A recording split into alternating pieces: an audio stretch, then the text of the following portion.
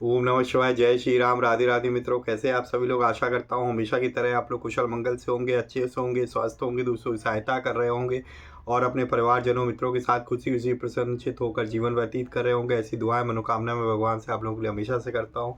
मैं अंकित आप सभी लोगों का आपके अपने चैनल में हार्दिक स्वागत करता हूँ, अभिनंदन करता हूँ। तो दोस्तों, आज आपके सामने फिर से प्रस्तुत हूँ गीता माधुर्य के आज लास्ट अध्याय 18 को लेकर, जिसको मैं श्री राम सुखदास जी की जो है भाषा शैली में पढ़ के सुनाता हूँ आप लोगों को। तो आज भी उन्हीं के ही प्रवचन मैं आपको सुनाऊंगा।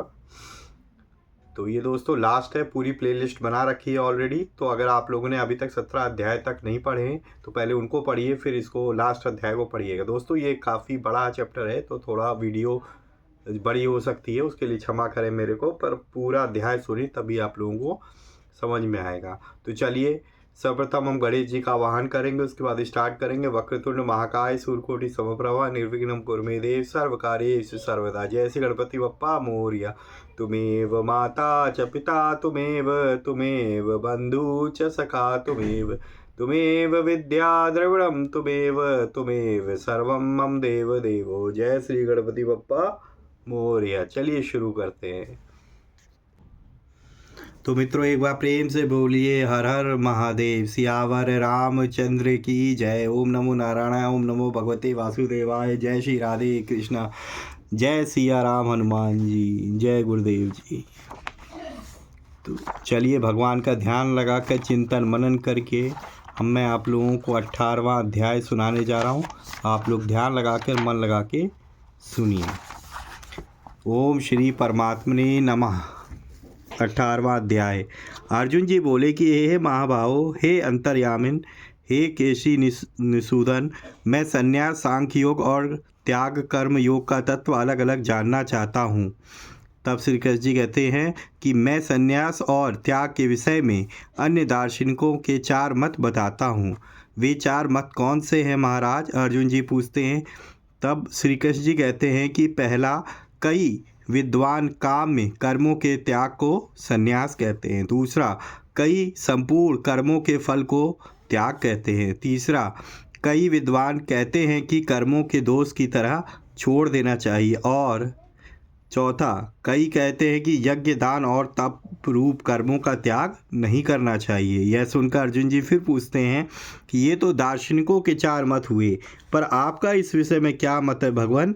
यह सुनकर श्री कृष्ण जी ने कहा कि हे भरतवंशियों में श्रेष्ठ अर्जुन, संन्यास और त्याग, इन दोनों में से पहले तू त्याग के विषय में मेरा मत सुन, क्योंकि हे पुरुषेष्ठ, त्याग 3 प्रकार का कहा गया है। यज्ञ, दान और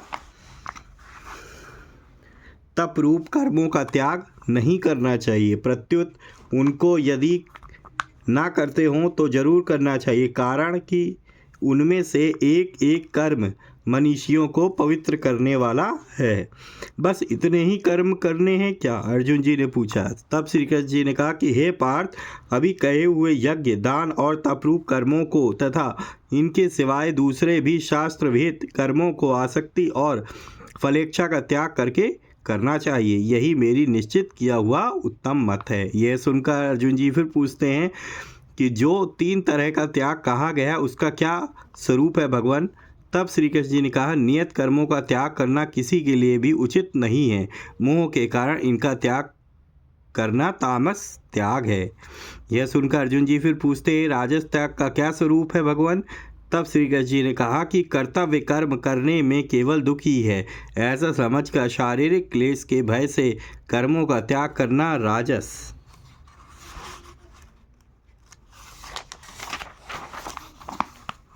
राजस त्याग है, ऐसा त्याग करने वाले को त्याग का फल शांति नहीं मिलती। यह सुनकर अर्जुन जी ने पूछा कि सात्विक त्याग का क्या स्वरूप है भगवान। तब श्री कृष्ण जी ने कहा कि हे अर्जुन, नियत कर्म करना मनुष्य का आवश्यक कर्तव्य है, ऐसा समझकर कर्मों की आसक्ति और फल की इच्छा का त्याग करके नियत कर्मों को करना सात्विक त्याग है। त्याग करने वाला मनुष्य कैसा होता है भगवान। तब अर्जुन जी के ऐसा पूछने पर श्री कृष्ण जी क्या कहते हैं सुनिए।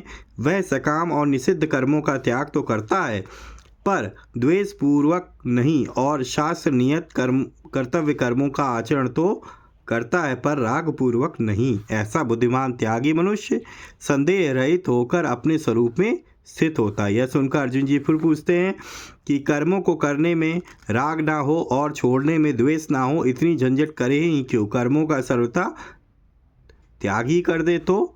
तब श्री कृष्ण जी ने कहा कि देहधारी मनुष्य के द्वारा कर्मों का स्वरूप से सर्वथा त्याग हो ही नहीं सकता, इसलिए जो कर्मों के फल का त्याग करने वाला है वही त्यागी है। क्षमा कर।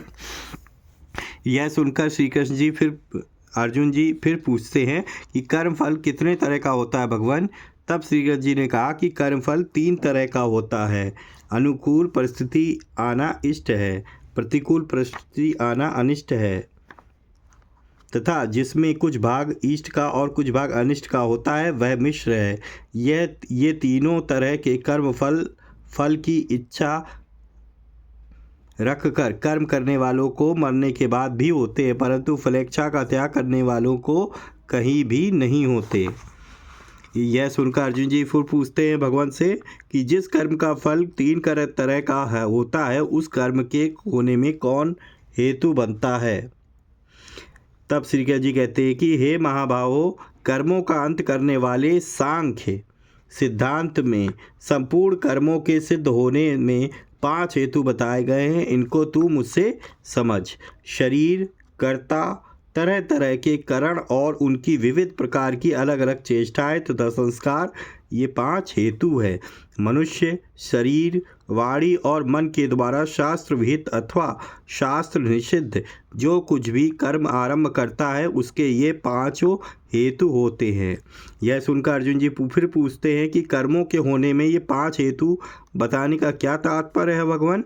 तब श्री कृष्ण जी कहते हैं कि कर्म तो शरीर, वाणी और मन से ही होते हैं, आत्मा में कर्तापन नहीं है, परंतु जो कर्मों के विषय में आत्मा को कर्ता मानता है वह दुर्मति ठीक नहीं समझता, क्योंकि उसकी बुद्धि शुद्ध नहीं है। यह सुनकर अर्जुन जी फिर पूछते हैं कि आत्मा को अकर्ता मानने से क्या होता है भगवान? तब श्री कृष्ण जी ने कहा कि जिसमें मैं करता हूँ ऐसा अहंकृत भाव नहीं है और जिसकी बुद्धि कर्मों के फल में लिप्त नहीं है, वह संपूर्ण प्राणियों को मारकर भी ना तो मरता है और ना ही बंधता है। यह सुनकर अर्जुन जी ने फिर पूछा कि जब कर्मों के साथ आत्मा के संबंध नहीं है तो फिर कर्म किसकी प्रेरणा से होते हैं?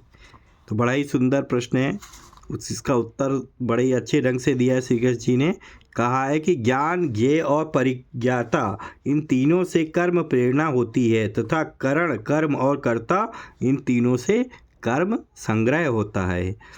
कर्म प्रेरणा और कर्म संग्रह में मुख्य कौन है और उनके खास खास भेद क्या है भगवान? अर्जुन जी पूछते हैं। तब श्री कृष्ण जी कहते हैं कि गुणों के संबंध से प्रत्येक पदार्थ के भिन्न भिन्न भेदों की गणना करने वाले शास्त्र में गुणों के अनुसार ज्ञान, कर्म और कर्ता के तीन मुख्य भेद कहे गए हैं, उनको तू भी ठीक तरह से सुन। तब अर्जुन जी फिर पूछते हैं कि ज्ञान के 3 भेदों में से सात्विक ज्ञान कौन सा है भगवान? तब श्री कृष्ण जी कहते हैं कि जिस ज्ञान से साधक संपूर्ण विभक्त प्राणियों में विभाग रहित एक अविनाशी सत्ता को देखता है वह ज्ञान सात्विक होता है। राजस ज्ञान कौन सा होता है भगवान? अर्जुन जी पूछते हैं। तब श्री कृष्ण जी कहते हैं कि जिस ज्ञान से मनुष्य अलग अलग संपूर्ण प्राणियों में भाव श्रद्धा को अलग अलग देखता है वह ज्ञान राजस है। तामस ज्ञान कौन सा है भगवान? अर्जुन जी पूछते हैं। तब श्री कृष्ण जी कहते हैं जो उत्पन्न होने वाले शरीरों में ही पूर्ण की तरह आसक्त है तथा जो युक्त संगत नहीं है, तात्विक ज्ञान से रहित है और तुच्छ है, वह ज्ञान तामस है। 3 तरह के कर्मों में सात्विक कर्म कौन सा है भगवान? अर्जुन जी पूछते हैं। तब श्री कृष्ण जी ने कहा कि जो नियत कर्म फलेच्छा रहित मनुष्य के द्वारा राग, द्वेष और कर्तव्य अभिमान से रहित होकर किया जाए वह सात्विक है।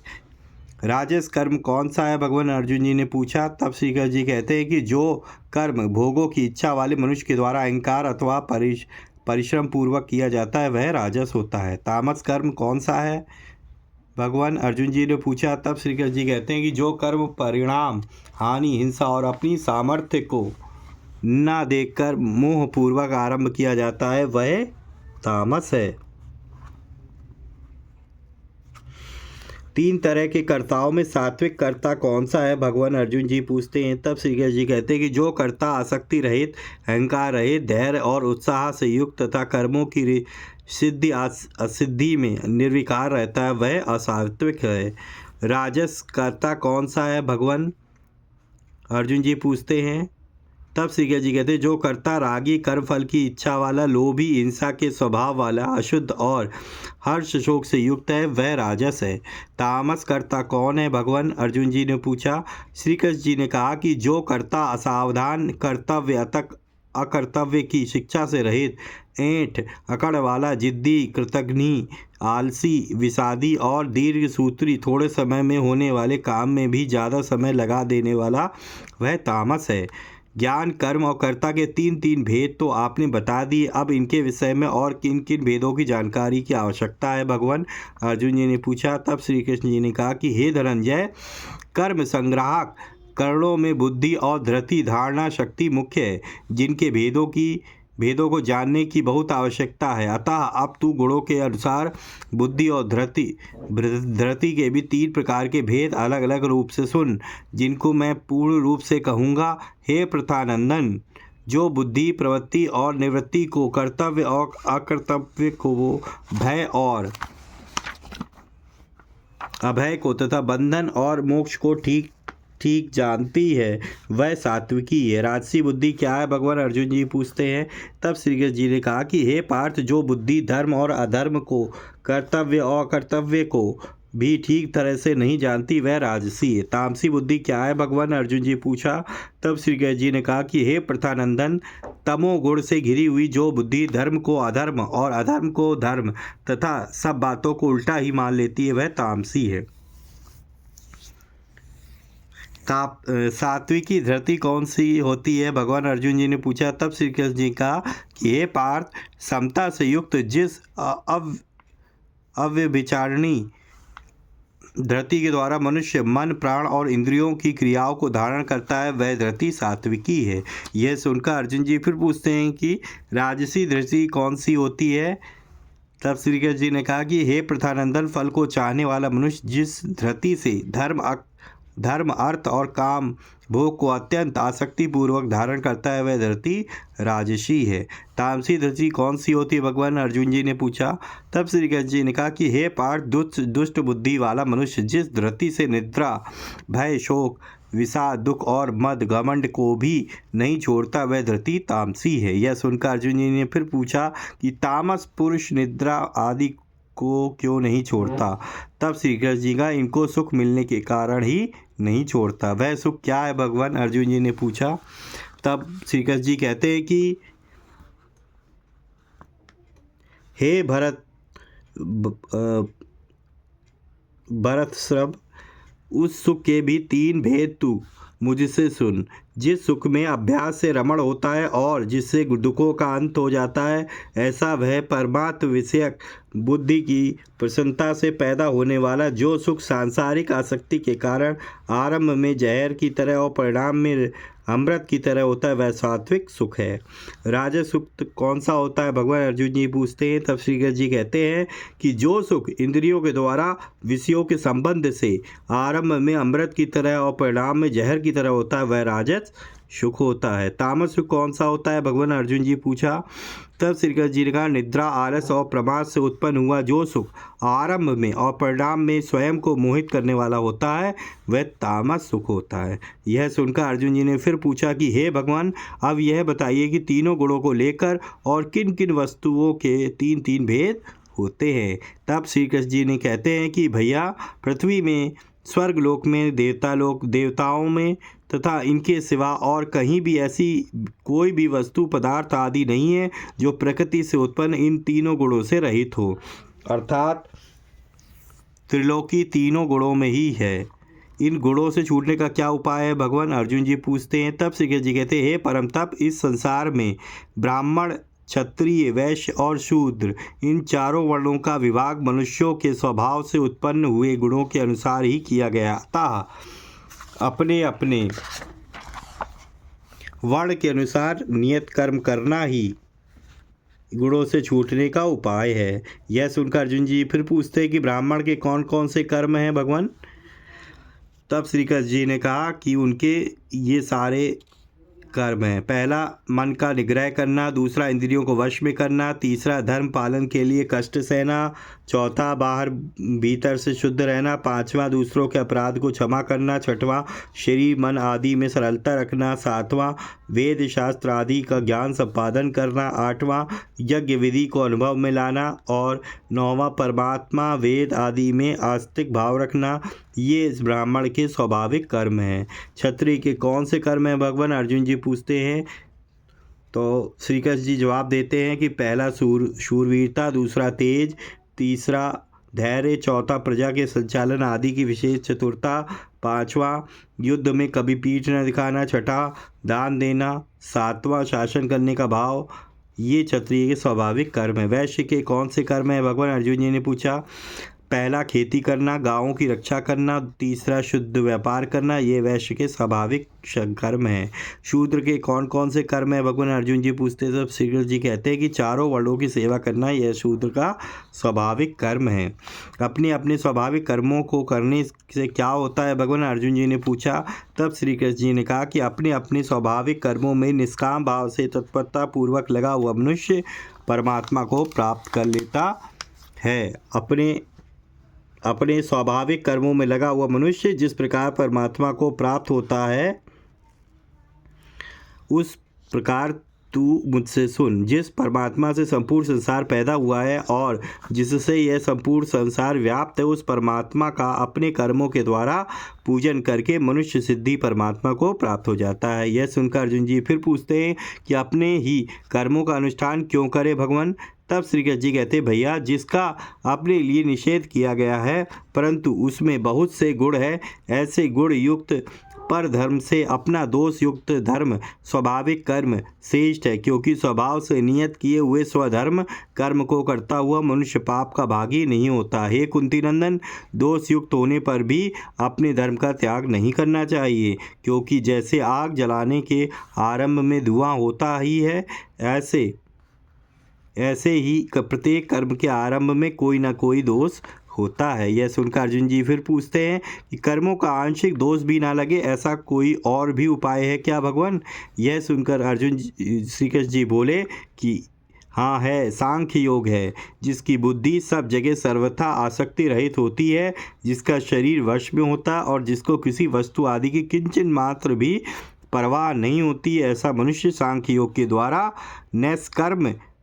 नैष्कर्म सिद्धि ब्रह्म को प्राप्त हो जाता है, अर्थात उसके सब कर्म अकर्म हो जाते हैं और उसे कर्मों का आंशिक दोष भी नहीं लगता। यह सुनकर अर्जुन जी फिर पूछते हैं कि उस नैष्कर्म सिद्धि को प्राप्त करने का क्या क्रम है भगवान, क्षमा करें। तब श्री कृष्ण जी ने कहा कि अंतःकरण की शुद्धि रूप सिद्धि को प्राप्त हुआ मनुष्य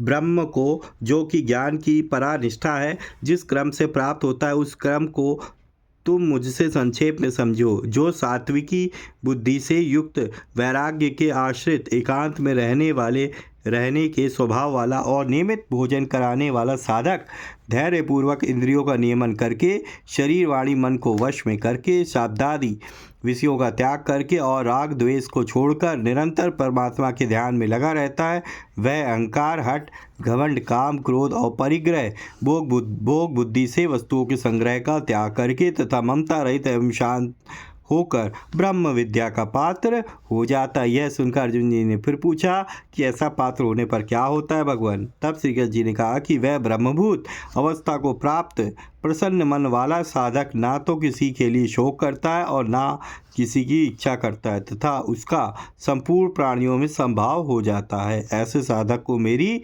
पराभक्ति प्राप्त हो जाती है। यह सुनकर अर्जुन जी फिर पूछते, पराभक्ति प्राप्त होने से क्या होता है भगवान। तब श्री कृष्ण जी ने कहा कि उस पराभक्ति से वह मैं जो कुछ हूँ और जैसा हूँ, इस तरह मुझे तत्व से जानकर तत्काल मुझमें प्रविष्ट हो जाता है।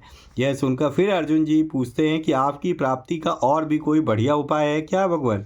तब श्री कृष्ण जी ने कहा, हाँ बहुत बढ़िया उपाय है। वह क्या है महाराज? अर्जुन जी ने पूछा। तब श्री कृष्ण जी ने कहा कि जो अनन्य भाव से मेरा आश्रय लेता है वह भक्त सदा सब कर्म करता हुआ भी मेरी कृपा से निरंतर रहने वाले अविनाशी पद को प्राप्त हो जाता है।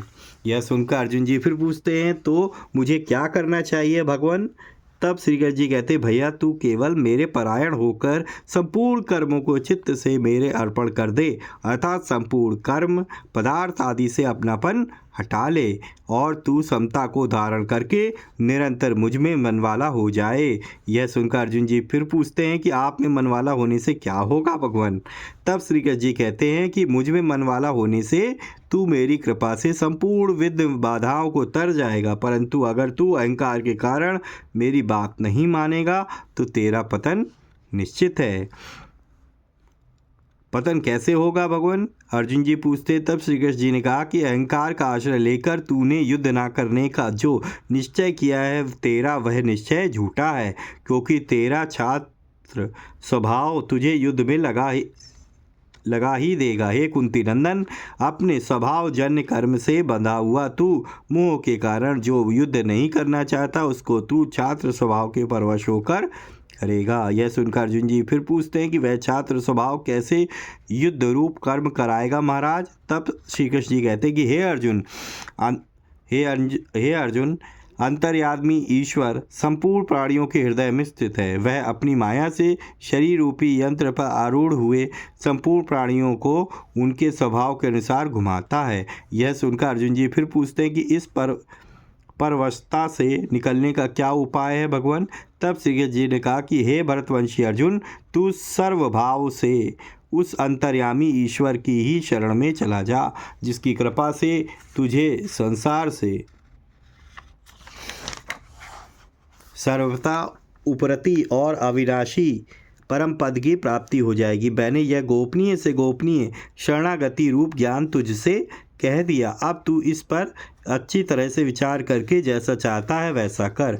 यह सुनकर अर्जुन जी ने फिर पूछा कि मैं तो अपनी इच्छा के अनुसार कुछ नहीं करना चाहता हूँ भगवान, आप ही बताइए कि मैं क्या करूँ?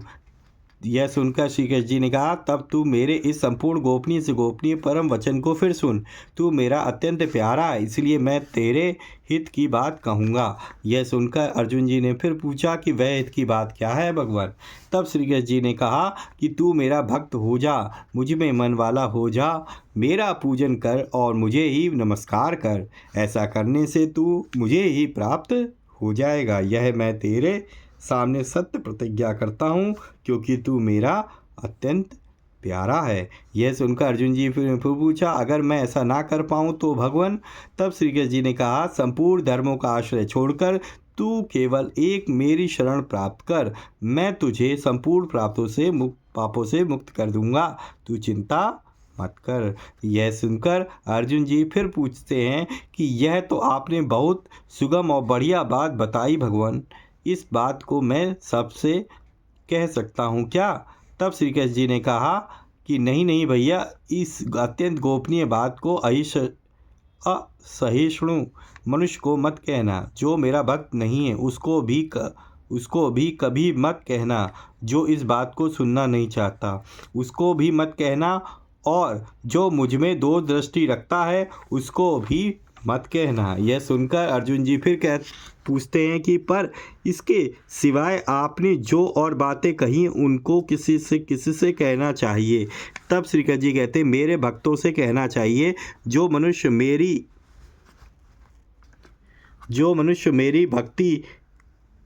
मेरी पराभक्ति के उद्देश्य से इस परम गोपनीय गीता ग्रंथ को मेरे भक्तों में कहेगा वह निसंदेह मुझे ही प्राप्त हो जाएगा। इतना ही नहीं, उसके समान मेरा अत्यंत प्रिय कार्य करने वाला भी मनुष्यों में और कोई नहीं होगा, और इस भूमंडल पर उसके समान मेरा प्रिय भी कोई नहीं होगा। यह सुनकर अर्जुन जी फिर पूछते हैं कि अगर कोई ऐसा कार्य ना कर सके तो?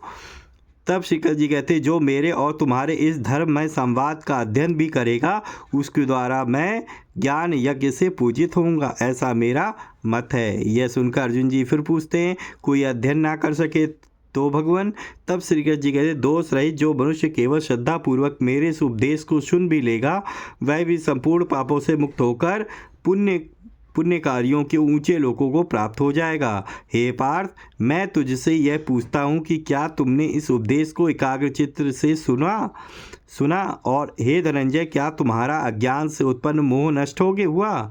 तब अर्जुन जी बोले कि हे अच्युत, मेरा मोह नष्ट हो गया है और स्मृति प्राप्त हो गई है, पर यह सब हुआ है आपकी कृपा से, उपदेश सुनने से नहीं। मैं संदेह रहित होकर स्थित हूँ। अब मैं आपकी आज्ञा का पालन करूँगा। संजय बोले कि हे राजन, इस प्रकार भगवान वासुदेव और महात्मा अर्जुन का यह रोमांचकारी अद्भुत संवाद सुना। यह संवाद तुम्हें सुनने को कैसे मिला संजय? धर्मराज जी पूछते हैं।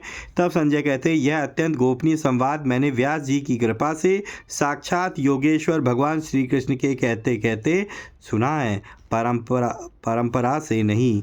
यह सुनकर धर्मराज जी फिर पूछते हैं कि इस संवाद को सुनने से तुम्हारे पर क्या असर हुआ है संजय?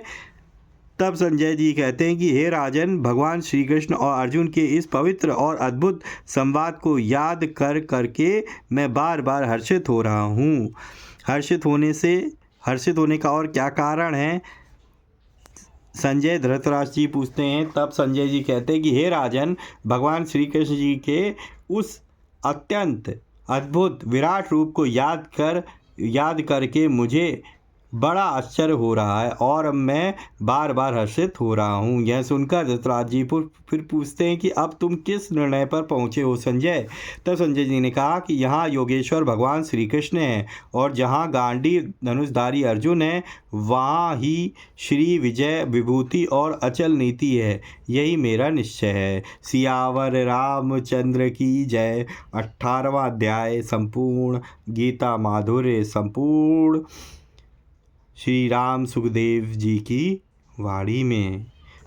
ठीक है दोस्तों, नोट, इस गीता माधुर्य को विस्तार से ठीक समझने के लिए जिज्ञासु पाठक को गीता प्रेस से प्रकाशित श्रीमद् भगवद गीता की साधक संजीवनी टीका देखनी चाहिए। तो दोस्तों